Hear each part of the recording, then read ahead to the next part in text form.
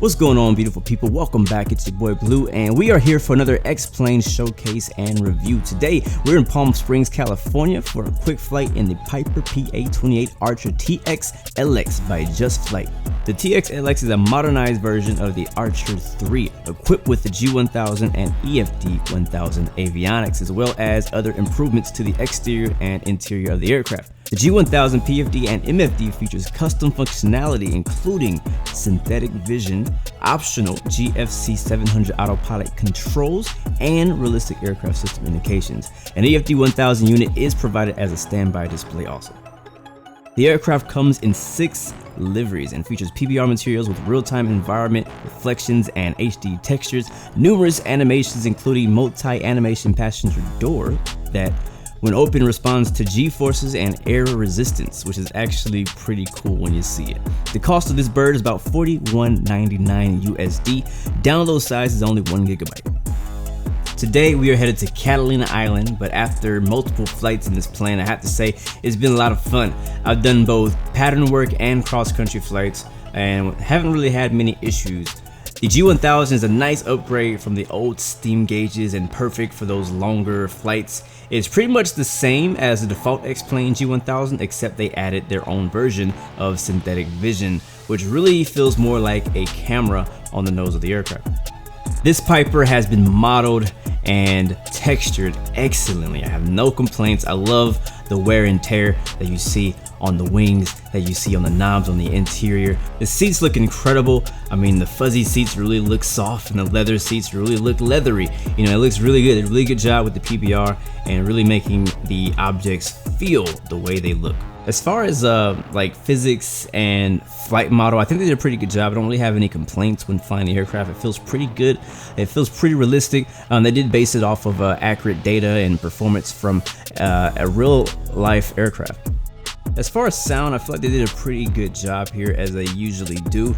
Compared to their other JustFlight aircraft though, I feel like this one is a little bit less impressive in the sound department. They did use authentic sounds, for sure, give them that. They are also F-mod sounds, and I'm pretty sure they used, you know, real data, real sounds from the real aircraft. I don't know, whenever I fly like the PA-28 Arrow or the PA-38 Tomahawk, like those sounds just sounded really, I don't know, really immersive. And this one, it also sounds pretty good, just not as good as those, I guess. I'm kind of comparing it to the other aircraft. I only have a few complaints. The first thing is that the synthetic vision really isn't how it is in real life, but it's kind of fun the way they did it, and honestly I can live with it. I'm not gonna be that picky. Another concern I do have with this aircraft is frames.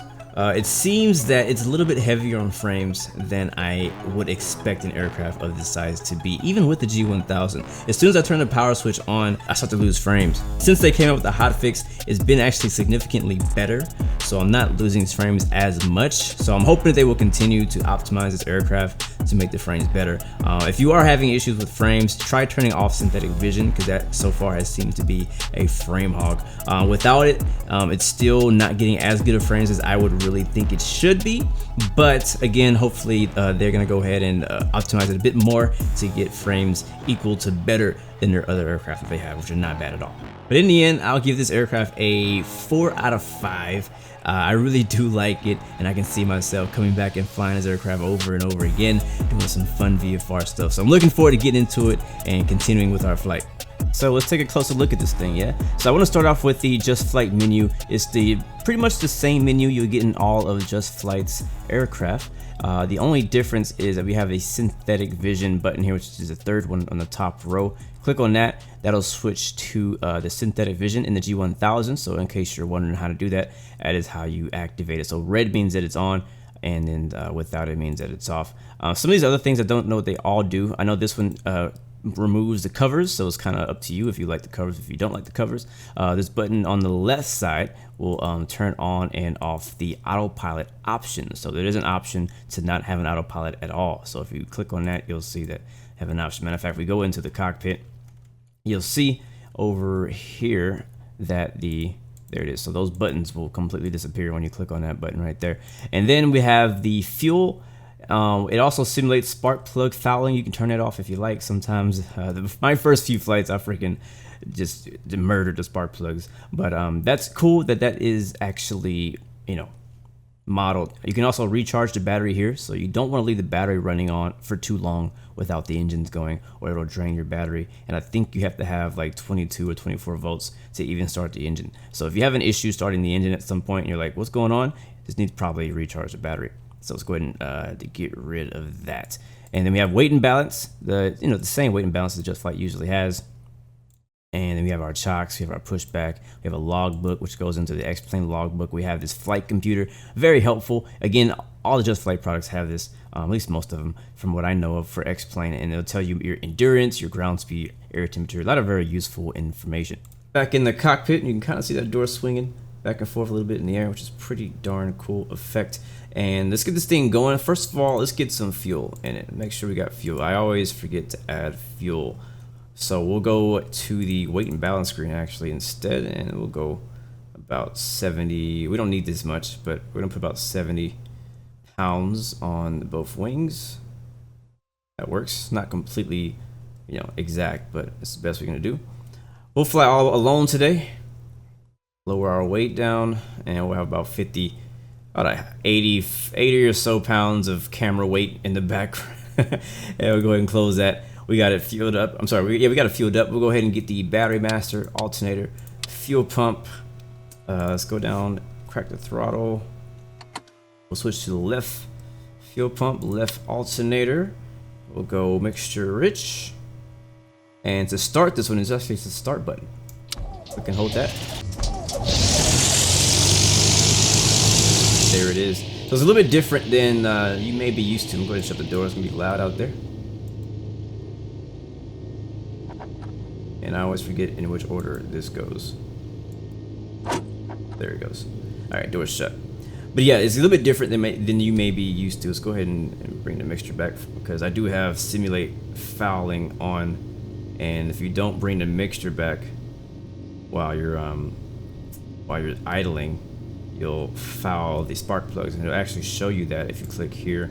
Actually, not that one. Click on here, so it says spark plug fouling 0%. So if I go mixture full to rich, like when we started, let's see if it happens. Pull the power back. We need to be about between 800 and 1200. So you see there, now we're fouling 2%, 3%. That'll keep going, and if it gets too high, it'll actually kill your engine. And so you want to go ahead and bring that mixture back, and it should actually start going back down. So there we go. So I had to learn that the hard way, of course. But all right, let's get that screen off of there. All right, so our avionics are not on. Whenever you turn the battery on, you'll get this display and this display. To get the other display, you need to turn the avionics switch on, which is up at the top, all the way on the right. Click on that, and now you can see that we have our Garmin G1000 screen, our welcome screen there. And we go ahead and set up our flight plan while we're down here. So go down here to G1000 on the right. I'm gonna click on flight plan, and pretty much, guys, this G1000 is exactly the same as the default, except it has synthetic vision. That is so far the only difference that I've noticed, is that it has synthetic vision. So I'm going to delete my old flight plan. I was doing some flying around my hometown, KDWH.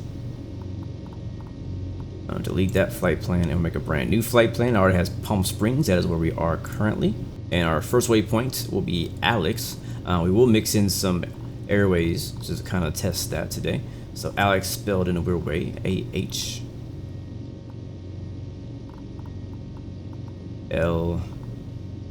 And there's no keyboard on this G1000, so you kind of got to do it the old school way. Or I say old school, but you got to just kind of scroll through until you get the letters one by one.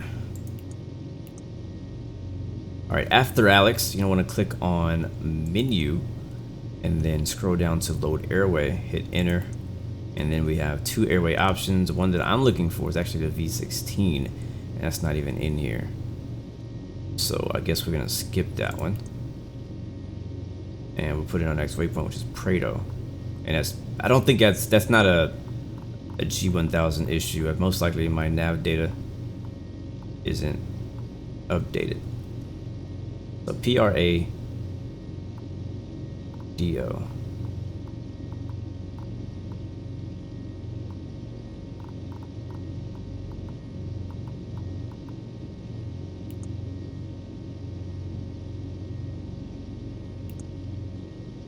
Alright, after Prado, we'll continue on the Victor 363 airway. Let's see if that one will load. And that one is there, so Victor 363 airway. And we'll exit that at Paxcu. There it is, Paxcu, load. From Paxcu, we'll jump on the Victor 21 airway. Hit menu again. Actually, we need to scroll down one. Alright, menu again, load airway. And Victor 21 all the way to SXC. There it is, and load. And so this is not a G1000 tutorial, guys. So it's basically the default X-Plane G1000, except it has the synthetic vision. So if you want to know more on how to use a G1000, there are other YouTube videos. I don't have any myself, but there are other YouTube videos online that will help teach you how to use the G1000. Last thing left to do is add in our destination, which is Kilo Victor X-Ray, Catalina Island. Love this airport. So now that our flight plan is completely finished, we can go ahead and click flight plan and take that off of the screen for now. The main display, or primary flight display, also has a flight plan button here, so if you want to view that, you could always do that as well. On this screen, it also has a smaller topographic thing as well. If you want to get rid of that, you can click on inset, I believe, and just hit off, and that gets rid of it. So click on inset there. You can put on traffic, so we do have traffic showing it. Traffic about 34.9 thousand feet above. Also change the topo, terrain if you want terrain. So that's all very nice. So again, all the functionality that the X-Plane default has is all here. Wind information that you want, or bearing, we're gonna go ahead and turn those on. We'll use that DME. I'm actually gonna switch our first bearing to GPS. So that'll show us that we're where we are in reference to our next waypoint.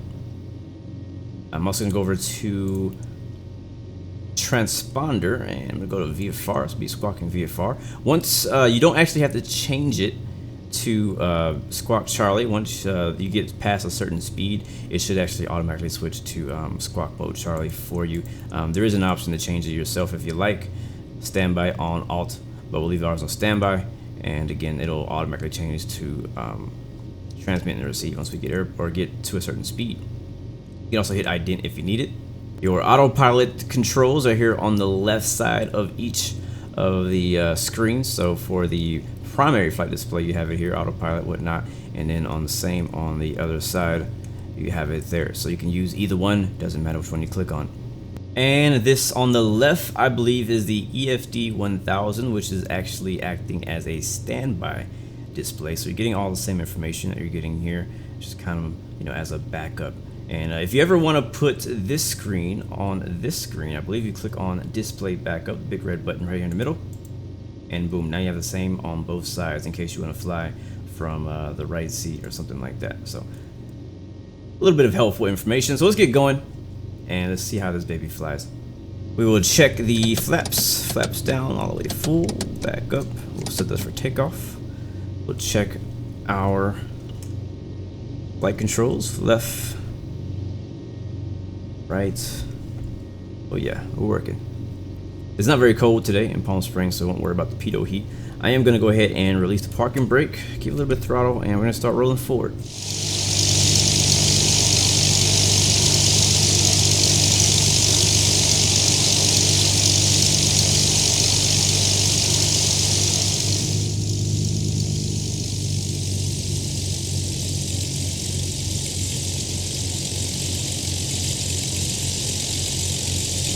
Alright, we're going to be holding short here at runway 31 right, which is the shorter runway here in Palm Springs. We'll go ahead and use that one. There's plenty of runway for us. And we're already technically ready to go. We're just going to turn the strobe lights on and announce our intentions. As you can see on the other side at the terminal, we got Alaska 737, and it's like a United and a Delta and an Alaskan Dash 8, so pretty cool. Releases the parking brake. We are clear on the left, clear on the right. Palm Springs traffic, Piper 16 Bravo taking off runway 31 right, departing to the north. Palm Springs traffic.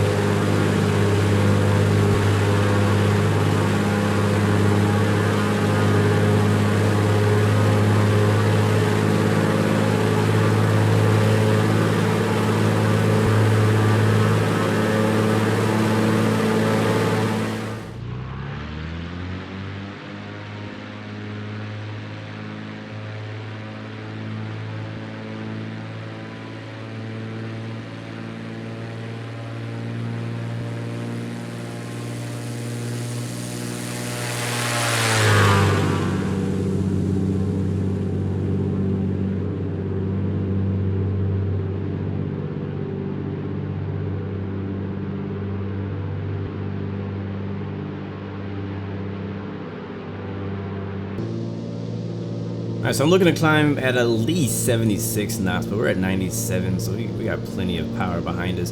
And we can go ahead and turn the fuel pump off now.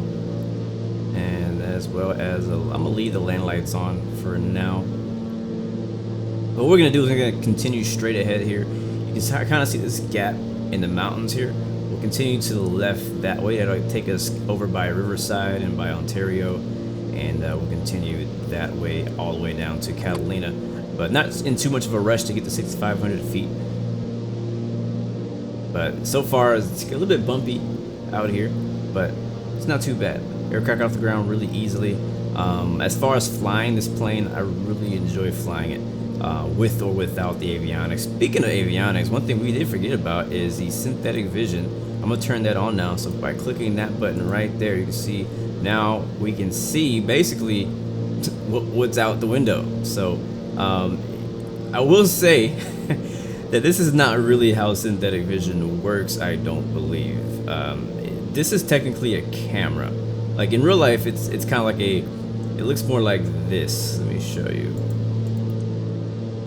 It looks more like this in 3D. And some green too.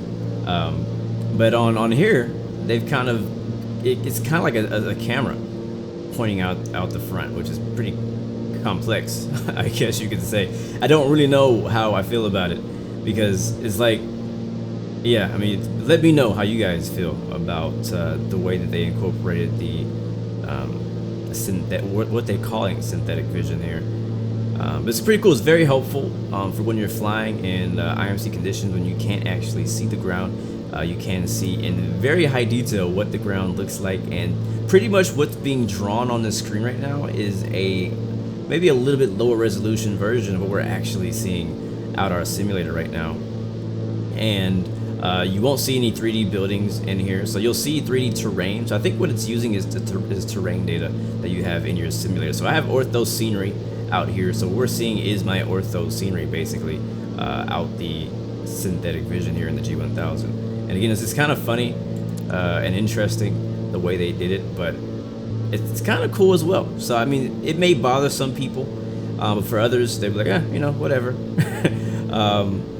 But I'm interested to see what you guys think, how you guys feel about it, and what's your opinion. But it is helpful, for sure. It is helpful. But I will say one thing I do want to mention is that it does kind of hog some frames. Whenever you have synthetic vision off, you'll have better frames. When you turn it on, you will lose a significant amount of frames.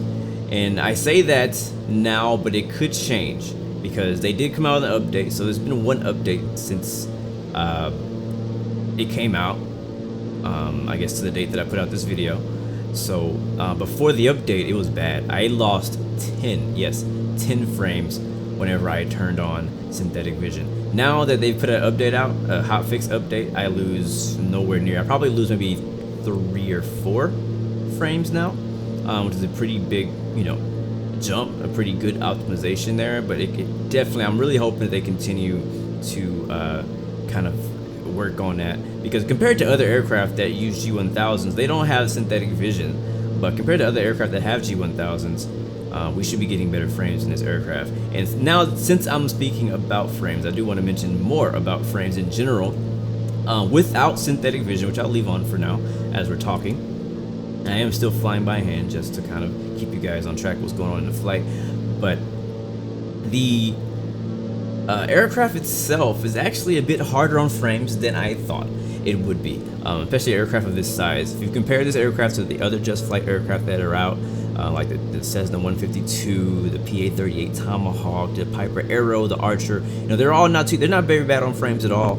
And then you compare to other aircraft as well that are in this size or in this class, you know, you'll get a pretty decent amount of frames. And with this one, I believe it has to do with the G1000 that's really causing frame issues. So I think it still needs some more optimization, but other than that, it's pretty good. So if you have a really good computer, you probably won't even notice. But if you're somebody who's already struggling for frames in general, it may be more significant to you. It just kind of depends on your system. So you just may have to take a look and see what happens. But I believe so far they've already put a hot fix out not long after the release had came out, and they seem to be pretty prevalent on updating their aircraft, optimizing them, making them better, listening to the community. So I definitely praise them for that, and I hope that they'll continue doing the same with this plane. So update on the flight, we're coming up on about to hit 6,000 feet now. Kind of hugging these mountains on our left. Man, I love these mountains. I don't know what the name of this mountain is over here, right up next to Palm Springs. Maybe you guys know. Let me know in the comments. But planning on climbing up to 6,500 feet. We're almost to our cruise now. We're passing 6,000. I'm actually gonna change. Yeah, we're at, and I can turn the autopilot on now. So I'll do that. I'll hit vertical speed, I guess, and an autopilot. There it is. Autopilot is engaged. You can see it says roll here. We go ahead and nav mode. No, I'm not gonna do heading mode. So I'm gonna change the heading. And I'm gonna hit heading mode. So now we are in heading mode, autopilot, and plus 400 feet per minute. So it'll level off at 6,500 feet when we get there. We're at about 100 knots at the moment. And headed to Alex, which is about 1.9 miles ahead of us. And again, we kind of have this little screen here that we can see. This range meter will change that one. So actually, we've already passed Alex, and so we actually need to activate the next waypoint because we've been flying it by hand up into this point, so it doesn't know that we were there. So I'm going to go ahead and hit that, hit menu, and then hit activate leg enter, and now you'll see that our GPS has changed direction. We can actually hit nav mode at this moment. Hit nav, and an aircraft will probably bank to the left to meet this course here. I'm gonna click on that to deselect that. And then down below here you see it says Prado in about 51 miles. That's our GPS. And nav 1 for DME, which we don't have anything nearby right now in for nav 1. We could tune into something if we want. Like, I'm pretty sure the Riverside VOR is somewhere ahead of us. Let's see where it is. Or Ontario.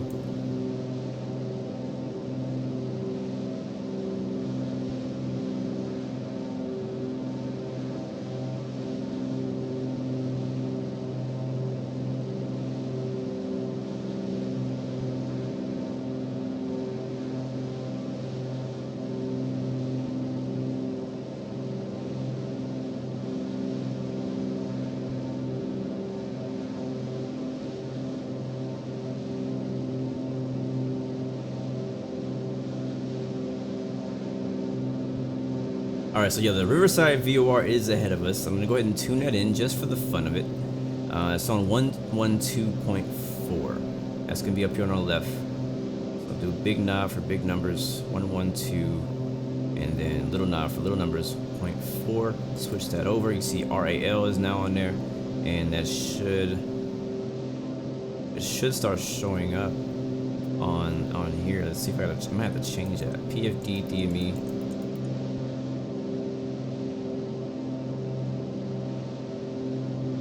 Maybe it hasn't picked it up, or maybe I have to actually be on that. So I'm not sure why it's not coming up. But if I were to switch bearing 1 to nav 1, so now we actually see it. So I'm just gonna turn DME off because it's not doing what I wanted to do.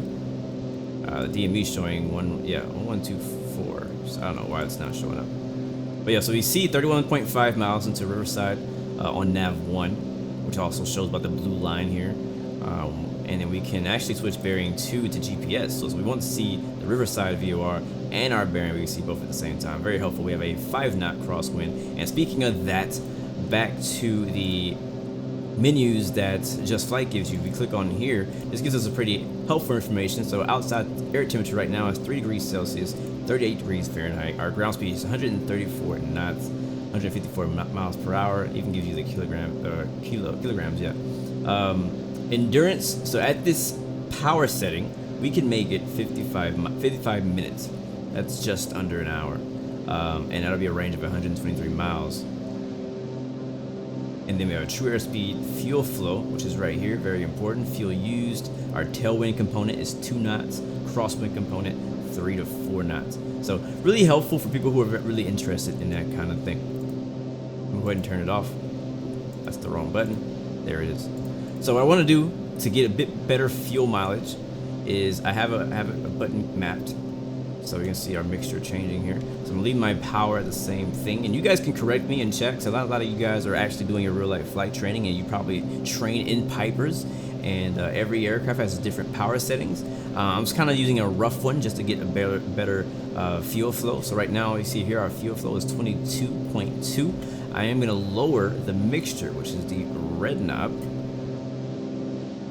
I'm gonna lower the mixture. You'll see the fuel flow GPH go down. Also our EGT is changing. EGT is actually going up.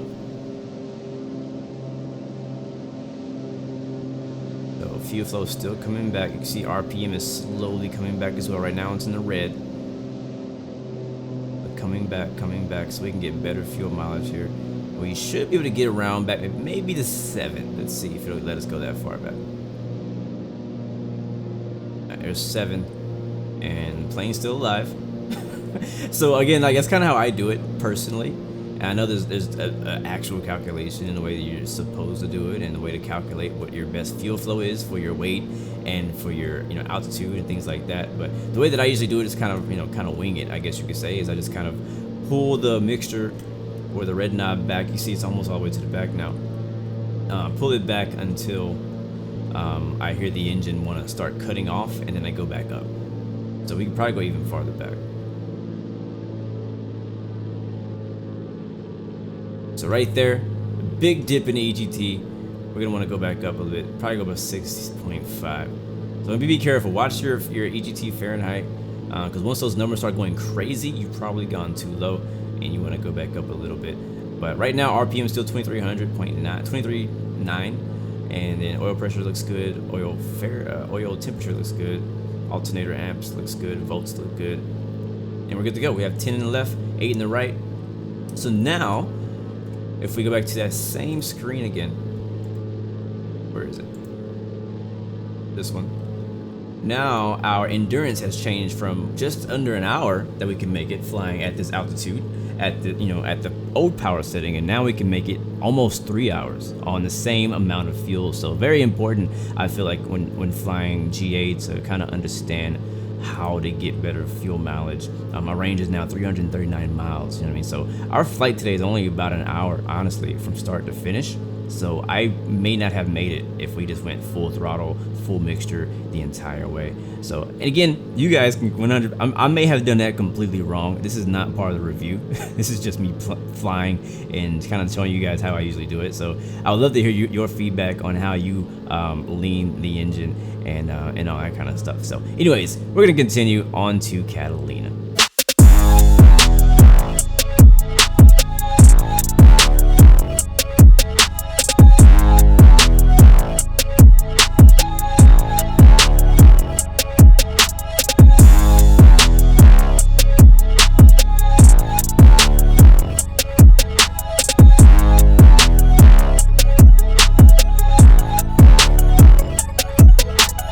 Alright guys, as you can see down there on our G1000 that we are approaching Catalina Island. Down there, beautiful island. This is freeware scenery by Mr. X, available on the forums. But we'll be obviously shooting the visual approach out here, and it's gonna be pretty cool. It's always a really cool, fun approach onto this island, so I'm absolutely looking forward to that every time. Alright, you can see the airport right there at it's about what, 2 o'clock. We'll be entering into a right downwind, and I'll be landing right there. Very cool little airport. Get our speed down. We're a bit high. There's a really big drop off there right before the runway, so it's a pretty cool approach as well.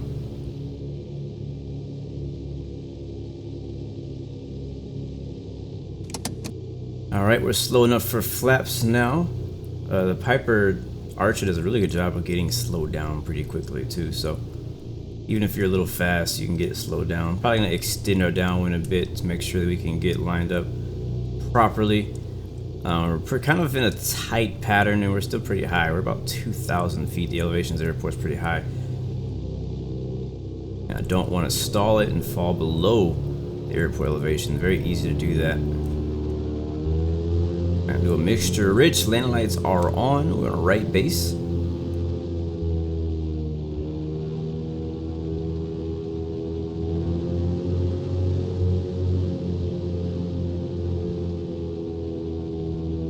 And here we come.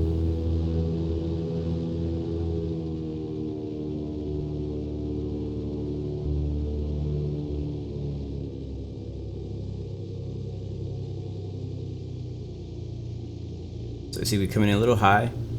Bring the throttles back to idle, let it glide in.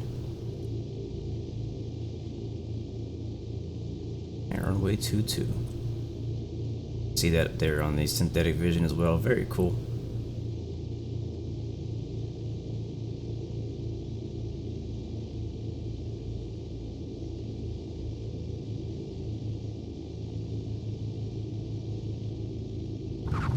And we floated half the runway, but we made it.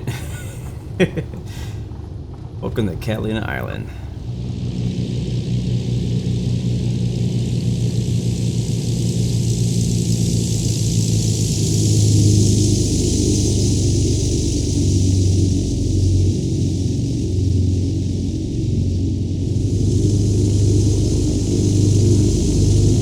Alright guys, welcome to Catalina Island. I hope you guys enjoy your stay here. And yeah, if you're not really digging the Piper Archer with the G1000, you could also try out the Piper Archer 3 without the G1000. That's also available by JustFlight. With or without it, this is a lot of fun. A lot of fun to fly. Honestly, in my opinion, it's a heck of a lot of fun to fly. I even like the original version with the steam gauges as well. Gives you another little challenge there. But hopefully you guys enjoyed the flight. Let me know what your opinion is. How did you like the aircraft? How did you not like the aircraft? Any comments, complaints? Let me know. A little reminder, I did give this aircraft a rating of 4 out of 5. Pretty high, but actually, again, like, you kind of have to get into it to really appreciate it. I mean, they did a really good job with the plane, and they really put a lot of work into it, despite, you know, what it lacks. But I really like it, and I'm giving it a 4 out of 5. And I'll stand on that. But let me know what you think. Until next time, guys, remember you have 3 choices. Give up, give in, or give it all. You got peace, love, and God bless you. I will see you guys next time, next video. Peace.